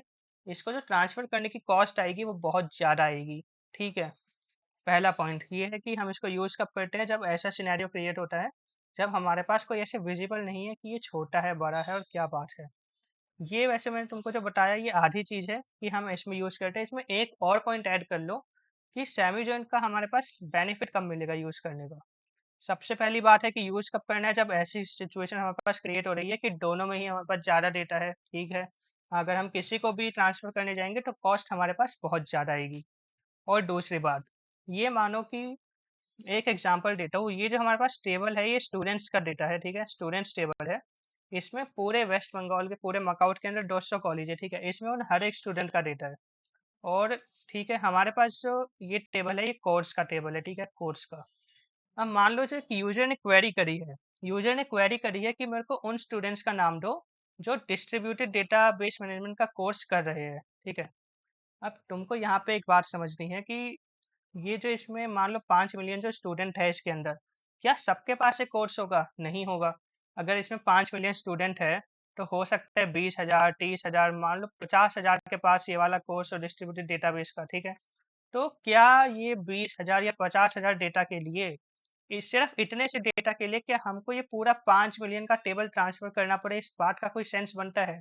नहीं बनता है। ठीक है, तो इतना पॉइंट तुम याद रखो कि हम यूज़ कब करते हैं, जब हमारे पास ऐसी सिचुएशन क्रिएट हो रही हो 5 मिलियन 6 मिलियन, मतलब कोई भी टेबल हम इतना छोटा नहीं है कि हम आराम से ट्रांसफ़र कर दें। और दूसरा पॉइंट कि हमको इतने बड़े डेटा की नीड है ही नहीं। क्वेरी हमसे पूछ रही है ये बताओ कि कितने स्टूडेंट्स के पास एक कोर्स है, और हम सारे स्टूडेंट का डेटा ट्रांसफर करेंगे तो इस बात का कोई सेंस बन नहीं रहा है। ठीक है, तो इस केस में हम यूज करते हैं क्या, सेमी जॉइन ऑप्टिमाइजेशन। ठीक है, समझ गए, इतना याद रखो। और अब दूसरी चीज कि जब हम नॉर्मली करते हैं, मान लो अगर हमको सेमी जॉइन हम यूज नहीं कर रहे, हमको नॉर्मल जॉइन ऑपरेशन परफॉर्म करना है, और हमने ये पूरा टेबल ट्रांसफर कर दिया, तो यहाँ पर तुमको कितनी बार ट्रांसफर करना पड़ रहा है, एक बार। ठीक है, एक टेबल को तुमने पूरा ट्रांसफर कर दिया, एक बार ट्रांसफर करना पड़ेगा, खत्म। पर सेमी जॉइन जब तुम आगे समझोगे कि काम कैसे करते हैं तब तुमको पता चलेगा। पर ये चीज़ तुमको आराम से मतलब बिल्कुल याद होनी चाहिए कि इसमें हमारे पास अगर तुमको एक टेबल को ट्रांसफर करना है तो तुम्हें टोटल कितनी बार ट्रांसफर करना पड़ेगा, दो बार। ठीक है, सेमी जॉइन का आइडिया ही यही है कि एक इतने बड़े टेबल को एक बार ट्रांसफर करने से अच्छा कि देखो मैं 5 मिलियन रोज को एक बार ट्रांसफर करूंगा, उससे अच्छा है कि मैं दो छोटे छोटे ट्रांसफर कर दूंगा। यानी एक बार मान लो मैंने 10,000 ट्रांसफर कर दिए, ठीक है, और दूसरी बार मैंने मान लो 1 लाख ट्रांसफर कर दिए। ठीक है, तो मैं दो छोटे छोटे ट्रांसफर कर दूंगा रेदर देन एक इतना बड़ा 5 मिलियन का ट्रांसफर करने से। ये पूरा आइडिया है किसका, सेमी जॉइन ऑपरेशन का। तो अगर तुम इतना भी याद रख लोगे ना, तो अगर तुमने इतना याद तुम्हें रह गया और पेपर में तुमने ये भी लिख दिया, तुम्हें बाकी कुछ याद नहीं आया, तो तुम्हें आराम से सेमी जॉइन में नंबर मिल जाएंगे। ठीक है, अब हम फॉर्मली स्टार्ट करते हैं कि सेमी जॉइन का मतलब क्या है। ठीक है, तो नीचे आ जाओ। वाइट मैटर मैंने तुमको बता दिया है, एक्सप्लेन कर दिया है कि एक जो फुल जॉइन है, अगर तुमको फुल जॉइन परफॉर्म करना है तो इसमें रिक्वायर होता है कि या तो तुम पूरे आर को ट्रांसफर करो या पूरे एस को ट्रांसफर करो। ठीक है, पर एक जो सेमी जॉइन ऑपरेशन है वो इस पूरे काम को रिप्लेस कर देता है एक मच स्मॉलर ट्रांसफर के साथ। यहाँ पे बस बात यह है कि यहाँ पे तुमको दो बार ट्रांसफर करना पड़ेगा। ठीक है, अभी तुम्हारे पास पूरा प्रोटोकॉल है, प्रोटोकॉल सबसे डरने की कोई नीड नहीं है, पूरा एल्गोरिथम है, इतना याद रखो। ठीक है, तो चलो, यहाँ पे तुम्हारे पास गोल क्या है, गोल याद रखना कि तुम्हारे पास एक टेबल आर है साइड ए पे, एक टेबल एस है साइड बी पे, और तुमको परफॉर्म करना है उनके बीच में एक जॉइन। ठीक है, और ये दोनों टेबल इतने बड़े हैं कि हम इनको नहीं चाहते कि हमें कोई भी टेबल ट्रांसफर करना पड़े। ठीक है, तो हम इस केस में यूज करते हैं सेमी जॉइन ऑप्टिमाइजेशन। ठीक है, देखो पहला टेबल हमारे पास क्या, स्टेप वन, कि हम ट्रांसफर करेंगे at site B. Site B पे हम कंप्यूट करेंगे इस चीज़ को। अब इस चीज़ से डरने की नीड है नहीं, क्योंकि ये कुछ नहीं है, ये बस इतनी सी बात है कि जो साइट बी पे हमारे पास एस टेबल है, जो हमारे पास टेबल है एस, मान लो स्टूडेंट्स टेबल है। ठीक है, तो इस पे तुमको कैलकुलेट करना है एस डैश। ये एक नया नाम, हमने टेबल को नया नाम दे दिया। और इस टेबल के अंदर क्या है, इस टेबल के अंदर बस एक कॉलम है। एक कॉलम क्या है, जो एच का प्राइमरी की था। ये पाई तुमको पता होगा प्रोजेक्शन ऑपरेशन है। तो हमने पूरे टेबल एस में से, एस टेबल में से हमने सिर्फ वो वाले कॉलम सेलेक्ट कर लिए जो प्राइमरी की है।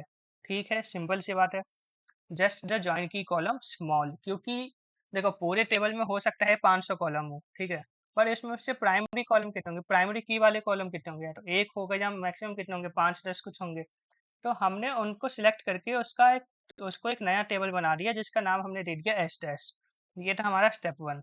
दूसरा स्टेप है कि हमने जो ये कैलकुलेट करा है नया टेबल, इसमें सिर्फ प्राइमरी की है, हमने उसको ट्रांसफर कर दिया साइट बी से साइट ए पे।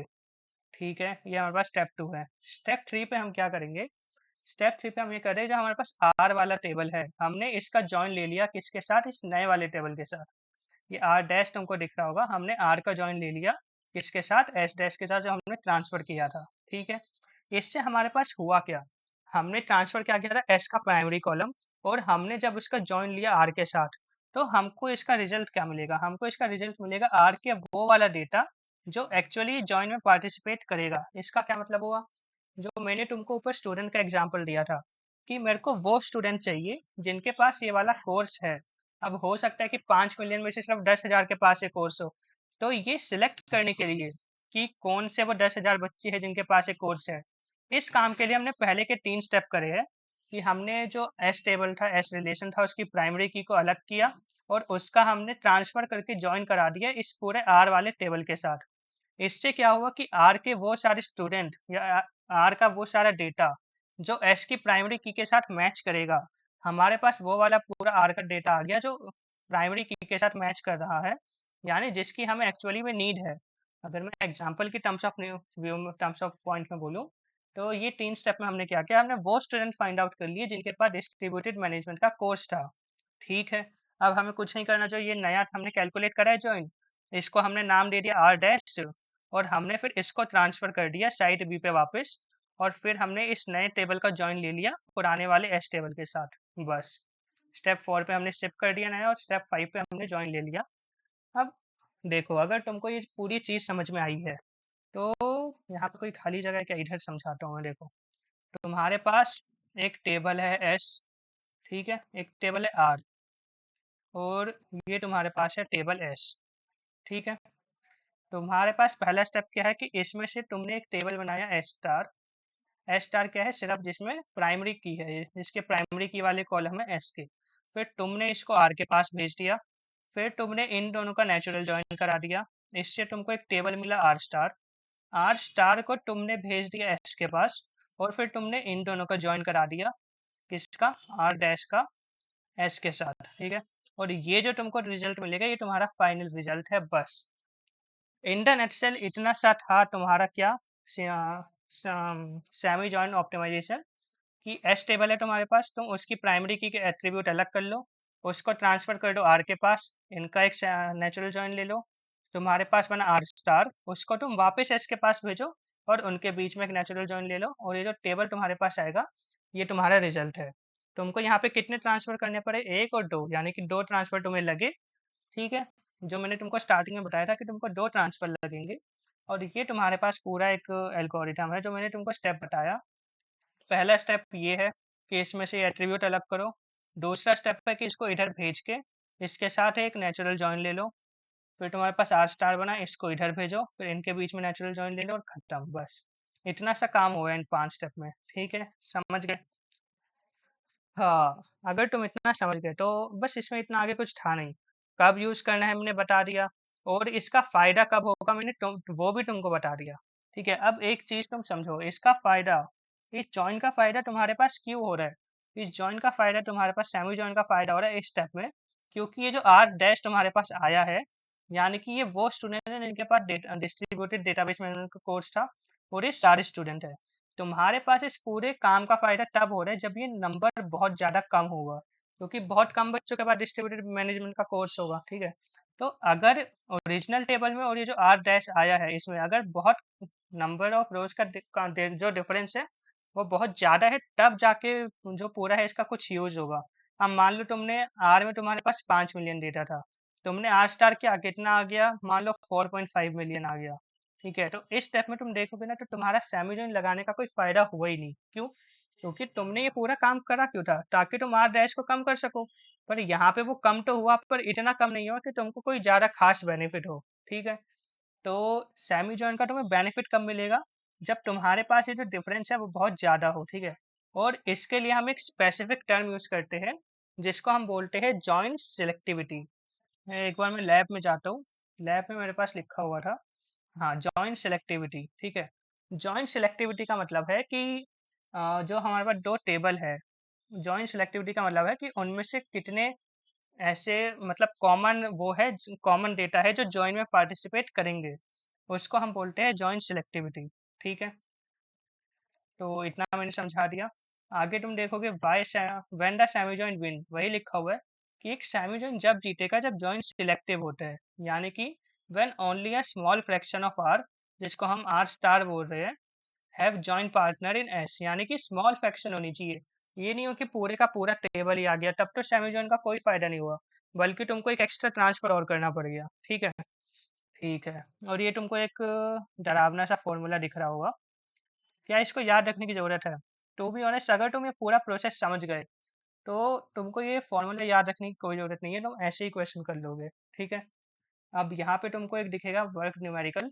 अब देखो, ये लास्ट 3 इयर्स में तो ऐसा कोई न्यूमेरिकल नहीं आया है, पर ये 2010 के पीवाईक्यू में था, जो एमसीए का पेपर होता है उनमें ही आ चुका है। तो और हमने ये भी देखा कि 2010 के पीवाईक्यू 2023 में रिपीट हुए हैं, तो हो सकता है इस साल ये न्यूमेरिकल वापस आ जाए। तो एक बार इस न्यूमेरिकल को अच्छे से देखो और तुम्हारा काम हो जाएगा। ठीक है, ये न्यूमेरिकल तुमको बोल रहा है कि तुम्हारे पास एक आर टेबल है जिसमें तुम्हारे पास 100 टपल्स है, एक एस टेबल है जिसमें तुम्हारे पास 50 टपल्स है। ठीक है, size of a tuple in R is 50 byte, यानी कि एस टेबल है तुम्हारे पास, उसमें तुम्हारे पास 50 ऐसे ऐसे करके 50 डेटा है, ठीक है, 50 रोज है। और जो एक रो है, एक रो का साइज है तुम्हारे पास 50 बाइट्स, ठीक है। और जो एट्रीब्यूट ए है, यानी कि जो इसका प्राइमरी की है, प्राइमरी की का जो कॉलम है उसका साइज हमारे पास 3 है, ठीक है। यानी कि जो बाकी 47 बचा वो नॉन प्राइम एट्रीब्यूट है, ठीक है। तो सेमी जॉइंट सिलेक्टिविटी भी तुमको दी हुई है 0.2, यानी कि तुमको इसका मतलब भी ब्रैकेट में यहाँ पे लिखा हुआ है, क्वेश्चन में नहीं होगा। जॉइंट सिलेक्टिविटी हो सकता है तुमसे एक नंबर में डेफिनेशन ही पूछ ले, तो ये मैं तुमको बता चुका हूँ। जॉइंट सिलेक्टिविटी का मतलब है, जॉइंट सिलेक्टिविटी 0.2 का मतलब है कि सिर्फ 20% टपल्स ऑफ आर मैच, यानी कि आर और एस में सिर्फ 20% डेटा है जो जॉइन में पार्टिसिपेट करेगा, उसको हम बोलते हैं सिलेक्टिविटी, ठीक है। और कम्युनिकेशन कॉस्ट के कॉफिशिएंट तुमको दिए हुए हैं कि सी नॉट तुम्हारे पास 0 है और सी वन तुम्हारे पास 1 है, ठीक है। अब इधर देखो, अगर हम सेमी जॉइन ऑपरेशन को इस्तेमाल नहीं करेंगे, अगर हम सेमी जॉइन ऑपरेशन को इस्तेमाल नहीं करेंगे, यानी कि हम एक पूरे का पूरा टेबल शिफ्ट कर देंगे, और हम टेबल कौन से वाला टेबल ट्रांसफर करते हैं, जो छोटा होता है। तो हम पूरे के पूरे एस वाले जो टेबल है हमारे पास, हम पूरे उसको ट्रांसफर कर देंगे, ठीक है। तो देखो एक टपल का साइज हमारे पास कितना है, without semi join shift R to S. अच्छा, ये जो एग्जाम्पल है हम उसमें आर को ट्रांसफर कर रहे हैं एस के पास। अब ये हम क्यों कर रहे हैं, ये देखो, ये तो फालतू की बात है, वैसे हमें ट्रांसफर करना चाहिए एस को आर के पास। अच्छा नहीं, हमको आर का वो नहीं दिया हुआ। हाँ, ठीक है ठीक है ठीक है। देखो हम शिफ्ट कर रहे हैं आर को एस के पास, क्यों? क्योंकि हमको जो ये बाइट साइज है ना वो आर का पता है।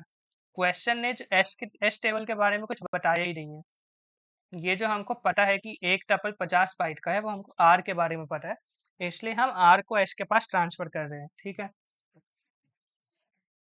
अब देखो तुम्हारे पास ये क्या 50 बाइट है, तो 50 बाइट है, 50 बाइट कितना, एक टपल का हो गया। टोटल तुम्हारे पास टपल कितने हैं, 100 टपल हो गए। और ये C1 जो है तुमको क्वेश्चन में गिवन था 1, इसलिए यहाँ पर 1 आया। जब तुम इसको पूरे को कैलकुलेट करोगे तो आर को ट्रांसफर करने के लिए तुम्हारे पास 5000 बाइट्स का खर्चा आएगा, ठीक है।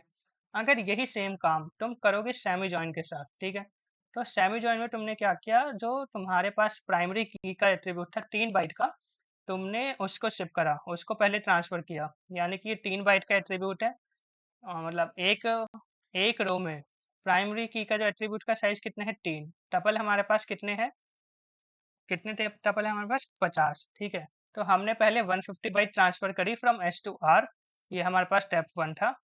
फिर हमने क्या किया, हमने उसका एक नेचुरल जॉइन लिया, किसके साथ, आर के साथ, ठीक है। अब क्योंकि यहाँ पर हमारे पास जॉइंट सिलेक्टिविटी है 0.2, तुमको ये क्वेश्चन में गिवन है, तो हमारे पास 100 में से सिर्फ 20%, कितने हो गए, 20 टपल हमारे पास जॉइन में वो करेंगे पार्टिसिपेट, ठीक है। ठीक है, सिर्फ 20 टपल हमारे पास पार्टिसिपेट करेंगे, समझ गए। और तो हमको क्या करना है कि हमको 100 की जगह सिर्फ 20 टपल ऐसे हैं जिनको ट्रांसफर करना है। तो 20 × 50 हमारे पास हो गया 1000 बाइट। और जब तुम 1000 और 150 इन दोनों को प्लस करोगे तो तुम्हारे पास आएगा 1150 बाइट्स। और अगर तुम कंपेयर करोगे तो विदाउट सेमी जॉइन जब तुमको पूरे के पूरे आर को ट्रांसफर करना पड़ रहा था, तो तुम्हारे पास खर्चा आ रहा था 5000 बाइट्स का। पर जब तुमने सेमी जॉइन यूज किया, सेमी जॉइन यूज किया मतलब तुमने पहले ये टेबल कैलकुलेट करा, ठीक है, प्राइमरी की से। प्राइमरी की का साइज तुमको दिया था कितना है, 3 बाइट है, ठीक है। और टपल कितनी थी तुम्हारे पास, 50। तो तुमने ये कैलकुलेट किया कि तुमको 150 बाइट ट्रांसफर करना है, तो पहले तुमने 150 बाइट ट्रांसफर किया। उसके बाद तुमने यहाँ जाके जब नेचुरल जॉइन कैलकुलेट किया, तो ये तुम किससे करोगे, जॉइंट सेलेक्टिविटी से। वो तुमको कितना गिवन था, 0.2, यानी 100 में से सिर्फ 20 टपल ऐसी थी जो तुमको यहाँ से ट्रांसफर करनी है, ठीक है। ये 20 टपल फाइंड आउट करने के लिए तुमने ये खर्चा किया है 150 बाइट्स का, वो ट्रांसफर करके, ताकि तुम यहाँ से 100 को 20 पे ला सको। और जब ये 20 ट्रांसफर करोगे तो इसमें तुम्हारे पास खर्चा आ रहा है 1000 का, ठीक है। और जब इनको ऐड करोगे तो टोटल खर्चा तुम्हारे पास आ रहा है 1150 का। पर अगर तुम ये सब नहीं करते, अगर तुम ये 20 रोज फाइंड आउट करने के लिए ट्रांसफर नहीं करते, तो यहाँ से तुमको पूरे का पूरा टेबल ट्रांसफर करना पड़ता, जिसमें तुम्हारे पास खर्चा आता 5000 बाइट्स का, ठीक है। तो 5000 से तुम आगे 1150 पे, ये तुम्हारे पास 77% की सेविंग हुई है। तो यही तुम्हारे पास किस पावर है, किसकी, सेमी जॉइन की, कि अगर जॉइंट सिलेक्टिविटी तुम्हारी मतलब कम है, मतलब कम जो रोज है, सिर्फ 20% रोज मैच हो रही है, तो वहाँ पे तुम्हारा जो सेमी जॉइन है वो बहुत अच्छा परफॉर्म करता है, भले ही तुमको एक ट्रांसफर एक्स्ट्रा करना पड़े। ठीक है, तो बस ये तुम्हारे पास पूरी कहानी थी किसकी, सेमी जॉइन की। और लेट मी क्लियर दिस। ठीक है, तो आई होप कि सेमी जॉइन तुमको समझ में आ गया हो। बस ये जो मैंने डायग्राम बना के समझाया था ये तुमको याद रखना है कि एस में से तुम पहले कैलकुलेट करोगे प्राइमरी की वाला एट्रीब्यूट, उसको ट्रांसफर करोगे, उसकी मदद से तुम फाइंड आउट करोगे कि 100 में से इतनी कौन सी रोज है जो तुमको ट्रांसफर करनी है। फिर तुमने वो ट्रांसफर करी, उसमें 1000 का खर्चा आया। 5000 से तो बहुत कम आ रहा है ना 1000 का खर्चा। बस यही पावर है किसकी, सेमी जॉइन ऑप्टिमाइजेशन की। ठीक है, और अब इसमें लास्ट टॉपिक हमारे पास बचा है idem potential rule for query simplification. और ये 2023 में क्वेश्चन नंबर 11 यानी 15 मार्क्स का क्वेश्चन आया था। उन्होंने एक एसक्यूएल क्वेरी दी थी और उसको बोला था कि आइडम पोटेंशियल यूज रूल्स को यूज करके उसको सिंप्लीफाई करो। तो ये तुम्हारे पास एग्जैक्ट क्वेश्चन है 2023 का। उन्होंने ये वाली क्वेरी दी थी और इसको हमको सिंप्लीफाई करना था यूजिंग आइडम पोटेंशियल रूल। ठीक है, तो हो सकता है वो 5 नंबर में ये भी पूछ ले कि आइडम पोटेंशियल रूल क्या होता है, उनको लिस्ट करो। तो यहाँ पे ये 6 आइडम पोटेंशियल रूल तुम्हारे पास है, ये 4 और ये 2। ठीक है, 6 आइडम पोटेंशियल रूल होते हैं। प्रेडिकेट में तुमको ऑलरेडी समझा चुका हूँ। प्रेडिकेट कुछ नहीं होता, एक सिंपल कंडीशन होती है और यहाँ पे तुम्हारे पास एक सिलेक्शन ऑपरेटर है। ठीक है, तो चलो अब देखो ये जो आइडम पोटेंशियल रूल है ना, मतलब ये कोई नई चीज नहीं है। ये सेम चीज तुमने अगर एआई पढ़ा है तो तुमने लॉजिक में पढ़ा होगा। ठीक है, मेरी राइटिंग ऐसी है वैसे तो, ये तुमने लॉजिक में पढ़ा होगा। और वरना अगर तुमने डिजिटल लॉजिक पढ़ा है तो वहाँ पे ये सेम चीज हमने बाइनरी के लिए पढ़ी थी। देखो पी एंड पी का मतलब क्या है, पी एंड पी, ये जो बीच में ऑपरेटर है ये एंड ऑपरेटर है। अगर तुमने लॉजिक पढ़ा है या फिर डिजिटल लॉजिक पढ़ा है तो ये तुम बहुत आसानी से, क्योंकि ये सेम चीज़ है, ये कोई हम पहली बार नहीं देख रहे हैं। पी एंड पी हमारे पास क्या होगा, पी होगा। पी और पी हमारे पास क्या होगा, पी होगा। पी एंड ट्रू क्या होगा, हमारे पास पी होगा। क्यों, क्योंकि ये हमारे पास पी पे डिपेंड कर रहा है। अगर पी हमारे पास ट्रू हो गया तो ये पूरा ट्रू हो जाएगा, और पी हमारे पास फॉल्स हो गया तो ये पूरा फॉल्स हो जाएगा। तो यानी कि पी की जो भी वैल्यू होगी यहाँ पे वो आ जाएगी। सिमिलरली अगर P और फॉल्स है तो यहाँ पे फिर से P हो जाएगा सेम लॉजिक से। P एंड फॉल्स है तो हमारे पास हमेशा फॉल्स आएगा क्योंकि एंड है, और एंड में अगर हमारे पास एक भी ऑपरेशन फॉल्स हो गया तो हमेशा फॉल्स आता है। सिमिलरली अगर हमारे पास और में, और वाले ऑपरेशन में एक भी ट्रू हो गया तो हमेशा ट्रू आता है। और यहाँ पे अगर तुम देखोगे P एंड नेगेशन P, ये हमेशा फॉल्स आएगा। और ऐसे अगर तुम देखोगे P और नेगेशन P तो ये हमेशा ट्रू आएगा। और ये तुम्हारे पास एब्जॉर्प्शन रूल है जो आई गेस मैंने लास्ट वीडियो में भी यूज करके तुमको दिखाया था। ठीक है, बस यहाँ पे कुछ नई चीज तुम्हारे पास थी नहीं। इन 6 रूल्स को हम बोलते हैं आइडम पोटेंशियल रूल। और अब हम सीधा आते हैं जो पीवाई क्यू आया था 2023 में। ठीक है, ये क्वेश्चन एक्चुअली मकाउट ने पूछा ही एक्चुअली में अच्छा क्वेश्चन है, क्योंकि मकाउट जनरली ऐसे क्वेश्चन पूछता नहीं है। तो ये थोड़ा तुम सोच सकते हो कि जिसको अंडरस्टैंडिंग है आइडम पोटेंशियल रूल की बस वही इनको सॉल्व कर पाएंगे। ठीक है, तो ये थोड़ा सरप्राइजिंग क्वेश्चन था पर अच्छा क्वेश्चन है। तो यहाँ पे तुमको ओरिजिनल क्वेरी क्वेश्चन में गिवन थी कि सिलेक्ट करो employ number from a table जिसका नाम तुमको दिया हुआ है ये, where R E S P कोई पोजीशन होगी वो है एनालिस्ट, एंड नॉट, नॉट मतलब है नेगेशन, नेगेशन के अंदर ये पूरा लिखा हुआ है।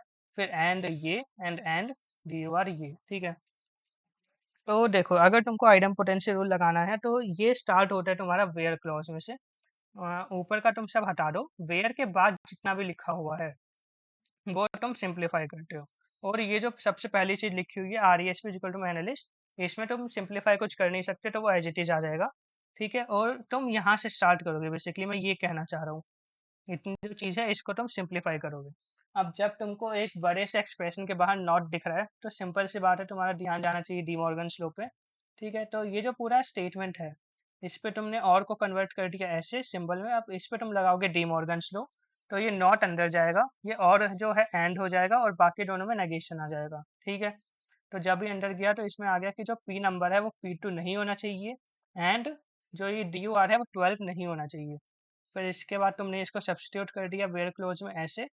फिर ये हो गया कि R E S P is equal to में एनालिस्ट, एंड जो तुमने ये डी मॉर्गन लो लगा के सिंप्लीफाई किया था ये वो आ गया। फिर है इसमें एंड पी नंबर P2 नहीं होना चाहिए, ये वो आ गया। एंड जो ड्यूरेशन या डी ओ आर है वो 12 होना चाहिए, वो ये आ गया। ठीक है, अब जब तुम इस पे आगे रूल्स लगा के इसको सिंप्लीफाई करोगे, जैसे जो पी एंड पी है वो पी ही होता है on P number not equal to P2। तो यहाँ पे तुमको दिख रहा होगा P number not equal to P2 हमारे पास 2 बार है, तो हम इसको ये रूल लगा के एक बार लिख देंगे, ठीक है। और जब तुम आगे जाओगे तो तुम एक चीज़ देखना कि यहाँ पर ना तुमको एक कॉन्ट्राडिक्शन दिखेगा, ठीक है। यहाँ पे तुमने लिखा हुआ है कि जो डी यू आर है वो 12 नहीं होना चाहिए, एंड तुमने लिखा हुआ है जो डी यू आर है वो 12 होना चाहिए। अगर मैं इसको पी बोल दूँ तो ये हमारे पास है नेगेशन पी, ठीक है। और मैंने ऊपर तुमको एक रूल बताया था कि पी एंड नेगेशन पी हमेशा फॉल्स आता है। मैं तुमको दिखा देता हूँ, पी एंड नेगेशन पी हमेशा फॉल्स आता है। तो ये जो तुम्हारे पास कंडीशन है ये तुम्हारे पास अल्टीमेटली क्या हो गई, फॉल्स, ठीक है। तो अगर तुम ओरिजिनल क्वेरी में जाओगे तो तुमको ये दिखेगा select E number from S G where false. और ये बात मैंने शायद इसी सीरीज में तुमको एक बार ऑलरेडी बोली हुई है। वैसे कॉन्सेप्ट है डीबीएमएस का कि वेयर क्लॉज सिर्फ तभी कुछ रिटर्न करता है जब वो इवेल्युएट होता है ट्रू के ऊपर। अगर तुमको यहाँ पे फॉल्स मिल रहा है तो तुमको इस क्वेरी का कुछ भी आउटपुट नहीं मिलेगा, ठीक है। इसीलिए इसका स्टेप 5 में कंक्लूजन अगर तुम देखोगे, the entire where clause is false so the query returns the empty set. The simplified query select E number from S G where false. और जब ये फॉल्स हो जाता है तो तुमको आउटपुट में कुछ भी नहीं मिलेगा, रिटर्न्स नथिंग, ठीक है। तो ये तुम्हारे पास पूरा एग्जाम्पल था जो 2023 का क्वेश्चन आ रखा था कि इस अगर तुमको कोई क्वेरी गिवन है तो तुम ये लॉज लगा के उसको कैसे सिंप्लीफाई कर सकते हो, ठीक है। तो बस इतना ही था। इसके आगे तुम एक इंट्यूशन बॉक्स देख सकते हो और ये एग्जाम टिप है। For full marks show each rule by name, यानी कि graders love the explicit citation by this. यानी कि जब भी तुम इसको लिखोगे तो ये जो मैंने लिख के दिखाया है कि अगर मैं इसको पी बोल दूंगा तो ये नेगेशन पी है, और एज यू नो कि पी एंड नेगेशन पी हमेशा फॉल्स होता है। ये तो अगर तुम वहाँ पे लिख के दिखाओगे तो बस वही बात लिखी हुई है, ठीक है। कि इसको एक ब्रैकेट में मेंशन कर देना है ऐसे, बस इतना था तुम्हारे पास आइटम पोटेंशियल रूल। अब यहाँ पर तुम्हारे पास ये पूरी जो यूनिट 3 का पार्ट 1 था वो खत्म हो चुका है, ठीक है। Distributed query optimization. अगर मैं तुमको एक छोटा सा रिकैप दूँ इस पूरे वीडियो का कि हमने इस वीडियो में क्या पढ़ा, एक बार स्टार्टिंग पे जाते हैं। तो हमने आगे स्टार्ट किया था फैक्टर से कि what are the factors that govern query optimization. तो मैंने इसमें तुमको बोला था कि search space and search strategy में तुमको आगे समझाऊंगा, जो अब मैंने समझा दी है। एंड आई होप कि अब तुम इसको एक बार रीड कर लो, तुम इसको आराम से समझ पाओगे। फैक्टर्स में अब तुमको कोई भी दिक्कत नहीं होनी चाहिए, ठीक है। और फिर कॉस्ट मॉडल तो हम पता नहीं कितनी बार डिटेल में बात कर चुके हैं। कम्युनिकेशन कॉस्ट आप वापिस दो में स्प्लिट हो जाती है, आराम से याद रखना इस चीज़ को। लैन वैन पे भी हम बहुत बार डिस्कस कर चुके हैं। फिर सेंट्रलाइज्ड क्वेरी ऑप्टिमाइजेशन, तुमको ये याद रखना कि इनग्रेस में होता है डायनामिक और स्टैटिक आर स्टाइल में होता है, मतलब सिस्टम आर स्टाइल में होता है स्टैटिक, ठीक है। और static versus dynamic query optimization का ये टेबल भी मैंने एक्सप्लेन कर दिया था। फिर हमने बात करी थी इन दोनों के एल्गोरिथम की, तो ये एल्गोरिथम भी याद रखना। अगर तुमको मेरा ट्रिप वाला एग्जांपल याद रहेगा तो बहुत बढ़िया, उससे तुम आराम से ये पूरा एल्गोरिथम डिराइव कर पाओगे कि डायनामिक में हम पहले एग्जीक्यूट करते हैं, उसके बाद हम आगे काम करते हैं। पर इसमें हम एग्जीक्यूट कुछ भी नहीं करते, इसलिए हमको यहाँ पे स्टेटिस्टिक की ज़रूरत होती है, ठीक है। फिर हमने वापस बात स्टार्ट करी थी search space and search strategy पे। तो सर्च स्पेस हमारे पास कुछ नहीं है कि हमको कैसे गिवन रिलेशन पे जॉइन परफॉर्म करना है, जो उनकी अलग अलग ऑर्डर से अलग अलग कॉम्बिनेशन बनते हैं, उसी को हम सर्च स्पेस बोलते हैं। और चार हमारे पास सर्च स्ट्रेटजी होते हैं, या तो एग्जॉस्टिव है, या ग्रीडी है, या फिर रैंडमाइज्ड है, या फिर जेनेटिक है, ठीक है। चार हमारे पास सर्च स्ट्रेटजी है। फिर ये ट्रीज के बारे में तुमको अच्छे से समझा दिया था, लीनियर ट्री, लेफ्ट डीप और राइट डीप, और बुशी ट्रीज यहाँ पे पैरेलल में काम होता है, यहाँ पे सिक्वेंशियल काम होता है। इनके बीच का डिफरेंस भी फिर मैंने एग्जाम एक्सप्लेन कर दिया था, ठीक है। और सेमी जॉइन ऑप्टिमाइजेशन भी मैंने आई गेस बहुत अच्छे से टाइम लेके एक्सप्लेन करा है। एक बार ये वर्कड एग्जाम्पल वापस देखना, ठीक है। नोट्स रीड करना एक बार, और ये वर्कड एग्जाम्पल को एक बार दो बार खुद से सॉल्व करके देखना, तुमको फिर समझ में आएगा। और एक बार ये डायग्राम जो मैंने इधर बनाया था, वो डायग्राम तुम खुद से एक दो बार बना के देखना, तो तुमको पूरा ये क्लियर हो जाएगा कि जो सेमी जॉइन ऑप्टिमाइजेशन है वो काम कैसे करता है। फिर हमने आइटम पोटेंशियल रूल देखा, और जो 2023 का क्वेश्चन था इसको हमने सॉल्व किया, ठीक है। बस तो इस यूनिट के लिए इतना ही, बाकी हम नेक्स्ट यूनिट से स्टार्ट करते हैं, ठीक है, नेक्स्ट वीडियो में। तो अभी के लिए बाय बाय।